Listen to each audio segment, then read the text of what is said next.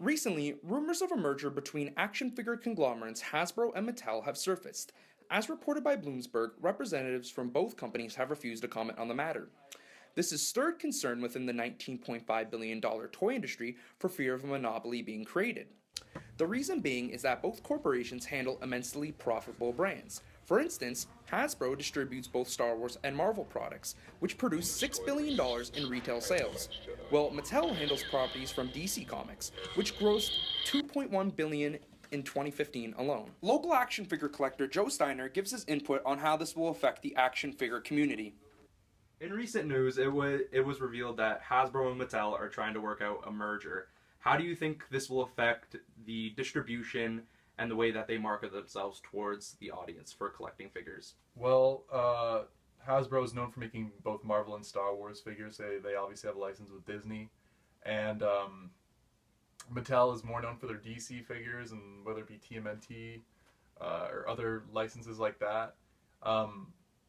A merger between them could definitely be cool, because then we could see DC figures in the style of Marvel Legends, which fans have been asking for a long time, and DC have tried to do that with their DC Icons line, which is a more highly articulated line than they're used to producing, but still not quite at the Marvel Legends level yet of quality.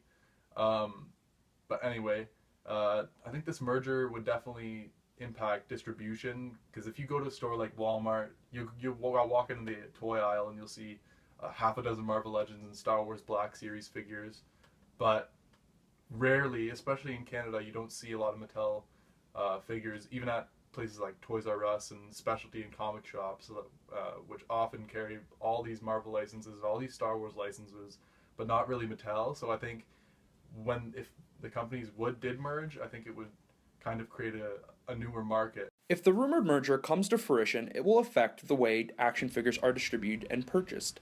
Local comic book shop owner Scott Seymour talks how he thinks this will affect the industry. Where do you believe the action figure industry to be going? Do you see it failing? Do you see a change in format? Anything like that? I don't necessarily see a change in format. I think you're going to see a lot of specialty stuff still coming out.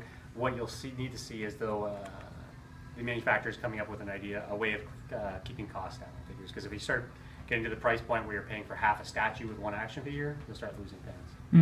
Okay, and my last question. In recent news, there's the whole merger between rumored merger between Hasbro and Mattel. How do you see this impacting customers and the way people buy? I think it's cool to see one big kind of creative umbrella between the two, but I think at the end of the day, most fans are just going to be happy with seeing good product. I'm Keighn Vitti, the 30.ca.